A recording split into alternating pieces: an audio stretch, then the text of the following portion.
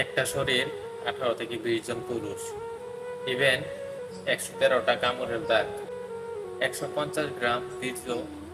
ওরা আমায় এভাবে কেন মারলো মা? এবং ডিউটিতে যাই সেরকম ডিউটিতে গিয়েছিলাম, কিন্তু আমি তো জানতাম না যে আজই হবে আমার শেষ দিন।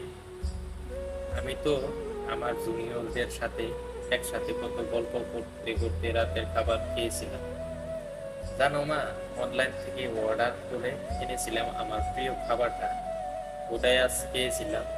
তখন যদি একটু বুঝতে পারতাম এটাই শেষ খাওয়া, এইটাই শেষ গল্প। ডিউটির বাদনে আমি যখন ক্লান্ত হয়ে গেলাম মা, আমার চোখ দুটো ঘুমে বন্ধ হয়ে যাচ্ছিল।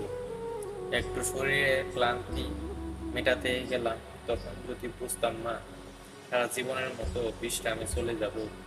তখন ভোর রাতে আমি হাঁটলে একা, তখন ভোরের শীতের বাতাসে আমার একটু ঠান্ডা লাগে। আমি লাল চাদরটা ঢাকা দিয়ে একটু চোখ বন্ধ করেছিলাম, শুধু সেই সময়ের অপেক্ষায় থাকা। ওরা আমার সাথে সি মা, আমার খুব কষ্ট হচ্ছিল জানো।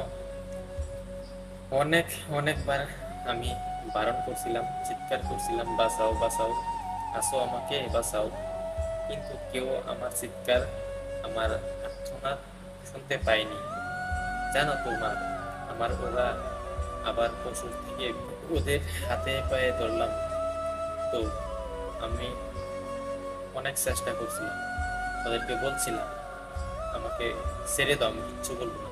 কিন্তু আর আমায় তোমার কাছে একবার যাওয়ার সুযোগটা দিল না তোমার কোনো শেষবারের মতো, দিল না শেষবার তোমার হাসি ভরা মুখটা দেখতে।